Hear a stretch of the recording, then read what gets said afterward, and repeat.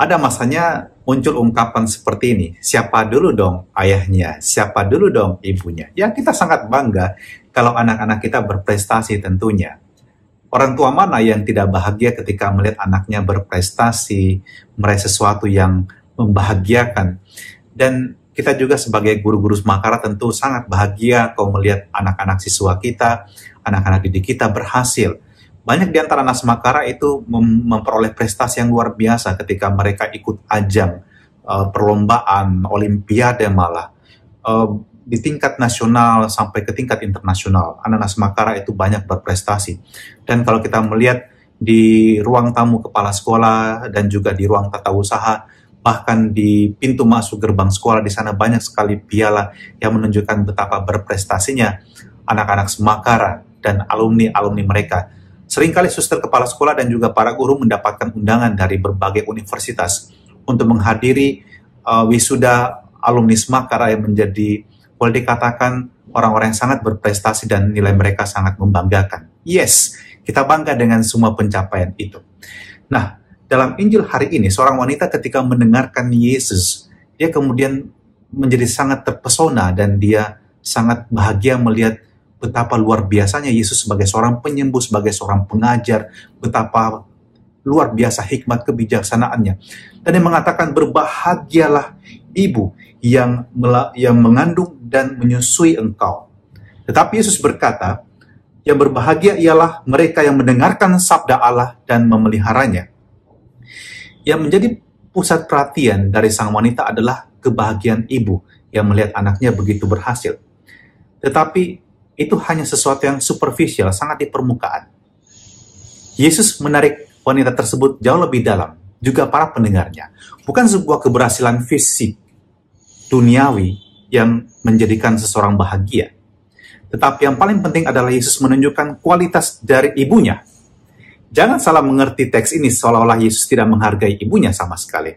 Justru sebaliknya, dengan mengatakan yang berbahagia ialah yang mendengarkan sabda Allah dan memeliharanya, Yesus mau menunjuk bundanya sebagai pribadi seorang manusia yang sejak awal mula dalam kehidupannya, bahkan dalam seluruh perjalanan hidupnya, menempatkan sabda Allah sebagai pusat kehidupannya.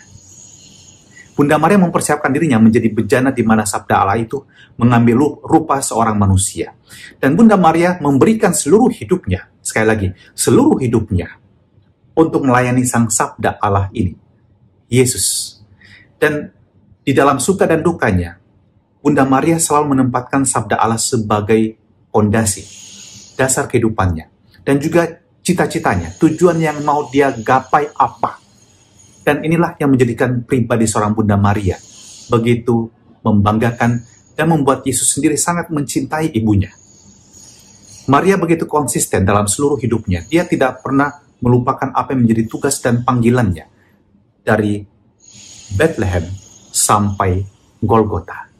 Bahkan Bunda Maria pun juga termasuk di antara kalangan para murid Yesus yang menantikan kehadiran Roh Kudus setelah Yesus bangkit. Apa yang bisa kita petik dari Injil hari ini? Seringkali kita menjadi sangat bangga dan mengejar prestasi duniawi. Kita ingin menjadi orang yang berhasil, kita ingin dihormati orang karena apa yang kita kendarai, apa yang kita kenakan, jumlah tabungan kita, pakaian yang kita kenakan, prestasi duniawi kita, kehormatan. Ya, apakah itu yang membuat kita bangga dan bahagia? Sehingga orang tua kita pun akan merasa bangga ketika melihat kita berhasil secara duniawi. Yes, maybe, tapi itu hanya one part from our life. Sukses itu bukan hanya sekedar sesuatu yang sifatnya sangat duniawi, itu hanya titipan. Sewaktu-waktu bisa hilang.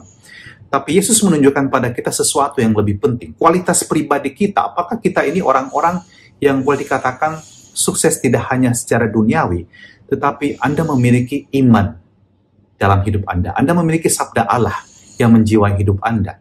Anda hidup tidak hanya dari materi, tapi dari roti kehidupan. Dan itu adalah sabda Allah yang setiap hari kita dengarkan. Setiap hari membaharui semangat kita, menjiwai kita, membuat kita hidup sebagai orang Kristiani yang benar di hadapan Allah. Cara berpikir kita, cara bertutur kata kita, cara kita memperlakukan orang lain, diwarnai oleh kasih kelemah lembutan, pengampunan. Itulah hidup seorang Kristiani. Kalau ini terjadi, Bapak Ibu Guru Semakara, kita menjadi bangga kalau kita juga dapat mewariskan harta iman ini kepada keluarga kita, kepada anak-anak murid kita, dan juga anak-anak Semakara. Apa yang kita kejar bukan hanya prestasi di sekolah, bukan hanya kesenangan kita saja, tapi apakah kamu hidup benar juga di hadapan Allah. Semua yang lain akan menjadi sia-sia, karena semua itu akan berlalu. Tapi apa yang kita bawa nanti kepada Allah di akhir kehidupan kita. Semoga sabda Allah yang kita dengarkan dan kita pelihara. Tuhan, jadikan kami tidak hanya sebagai pendengar sabda Allah, tidak hanya menjadi pendengar, tapi menjadi pelaku sabdamu. Ajari kami untuk memeliharanya dalam hidup kami, dan kemudian juga membagikannya dalam hidup kami, dalam tutur kata kami, dalam cara kami bersikap terhadap orang lain. Dan semoga kami menjadi anak-anak kebanggaan-Mu yang senantiasa hidup dari Dikau sendiri. Dan turunkanlah berkat-Mu atas suster kepala sekolah, Bapak Ibu guru, para staf pegawai, dan anak-anak Semakara yang terkasih, juga orang tua mereka di rumah dan juga semua saudara-saudara mereka, serta juga pendengar renungan pagi ini dalam nama Bapa dan Putra dan Roh Kudus. Amin. Selamat berakhir pekan semuanya, dan I'll see you tomorrow on Sunday. Tuhan memberkati. God bless you.